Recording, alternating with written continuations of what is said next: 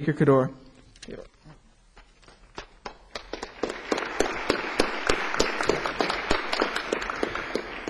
It is kind of amazing to find myself here, and I will explain a little bit.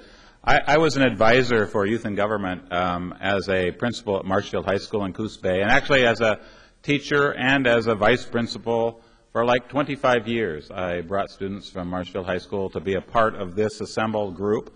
As I was getting ready to retire, there was an opening and I ran for a legislative position. I am now serving my 4th term. And just a couple of weeks ago, in the same places you're sitting, we had the election of the co-speakers. A historic event took place. We had an election, and at the end of the election, when everything was counted up, of the 60 members who sit here, 30 of them were Republicans and 30 of them were Democrats. So the first time in the 152-year history of our state did we have a situation where the divide was perfectly in the center. The Senate, a few sessions ago, and then about 50 years ago, has had that happen a couple of times. But for the House, with 60 members, it had never happened before. And we had to come together, and I will tell you that the experiences that I had with my students in youth and government, in bringing students here who came from diverse backgrounds, who came from different political parties, but who recognized as a group of people they had to come together and have conversations and discussions about important issues of the day, all of those experiences were really helpful for me as a new co-speaker to sit down with my other co-speaker and say, for Oregon's sake, and for the sake of this institution, which I care about a lot, we have to figure out how to work together in ways that's never been done before in Oregon.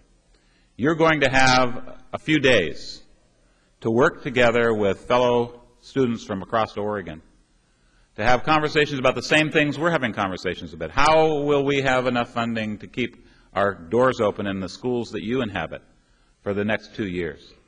How are we going to help those less fortunate who, because of this global recession, are in places that they never believed they would be in need of help from this government? How are we going to find the resources to do that?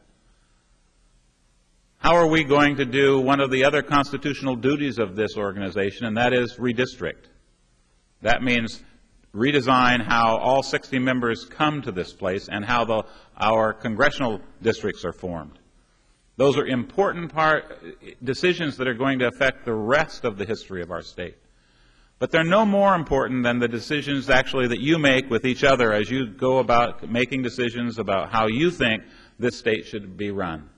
Because I stand here to tell you that one of the students that I took, who spent some time in this house at the same time my youngest daughter was here, wrote a little bill that she was adamant about, she was passionate about, and it had to do with your driver's license and the ability for a person to actually donate in a living will sense part of themselves to another person if they were killed in an accident. And she had researched it and found out that even though we had a little place on our license, as soon as you died, you became part of the estate, and rarely did any of the things that you had hoped happen to your remains. She wrote a bill, youth and government. She stayed here with a woman in her home who opens her home, who happens to be a representative by the name of Representative Berger from the Salem area. They had a conversation that evening about that bill. I don't remember if it actually made it through the legislation, but it made it into Representative Berger's frame of thinking. And she introduced that bill for 2 more sessions before it passed. And I had the opportunity to sit out here and call her. She now works for the National Cancer Society in Washington, D.C., and tell her that the bill she started with became part of the law of the state of Oregon. Not exactly the same because, as you know, you go through a committee process, you work on things, and things change. But she knows significantly that she made an impact. One citizen, one student from Coos Bay, Oregon, wrote a bill because she was passionate about an idea, wanted it to happen, and it is now part of our state law. You have that kind of influence, and because you're sitting here, the chances are you have a greater opportunity to be sitting here as a representative because you're already taking an active part of this. In the Senate, Senator George is sitting over there as a member today, sat in the same place you were as a student. Representative Barton, last session, who ran for Senate this session, but last session sat in the seat right down here, also a youth and government member from Newport. I have a young man who was one of my students at Marshfield High School, didn't do youth in government, but was involved with Boys State and other things. His name is Brian Clem. He is a member of this body and represents Salem right now, another one of my students. You have the opportunity ahead of you. You have some experiences that other students haven't, and I commend you for taking the time to do that. And with that, the last thing I said in my speech during our inauguration of the governor and our taking of the oath of office, I said, speak passionately about your ideas and beliefs, but temper your words and your actions so that all of us have a chance to forge a vision of Oregon's future. All of us care deeply about Oregon's future. It's okay for us to differ in how we get there, but it's not okay to wage war against those who differ with us. We are very happy to host you here today in the House chambers, and I am exceedingly proud as the co-speaker of the Oregon House of Representatives to pass this gavel to your speaker, James Cater. James? Thank you. Thank you.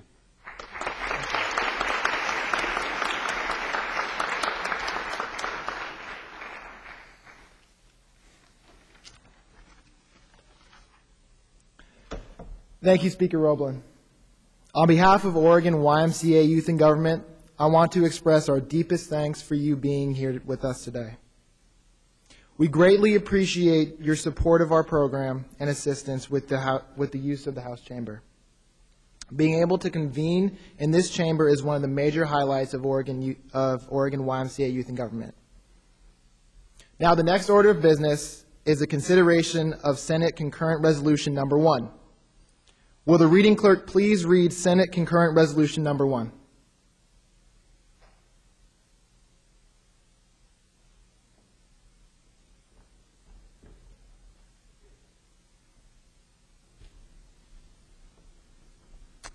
Be it resolved by the Senate of Oregon YMCA Youth in Government, the House of Representatives concurring therein, that the Senate and the House of Representatives of Oregon YMCA Youth in Government meet in the opening joint session of the 65th Oregon YMCA Youth in Government Program at the hour 2:45 on Thursday, February 17, 2011, in the Chamber of the House of Representatives to elect and then witness the election of the 2011 Youth Secretary of State and the inauguration of the 2011 Youth Governor, and to hear the address of the Oregon State Governor John Kitzhaber. Thank you. The Chair recognizes Representative Kinzer. Mr. Speaker, I move that we adopt Senate Concurrent Resolution Number 1 as read by the Representative Kinzer has moved that we adopt Senate Concurrent Resolution Number 1, providing for an opening joint session of the Senate and House at 3:00 p.m. this afternoon to elect the 2010 Youth Secretary of State and then witness the inauguration of the 2010 Youth Governor and hear the address of Governor John Kitzhaber. All those in favor say aye. Aye. Motion carries. This concludes the business of this session.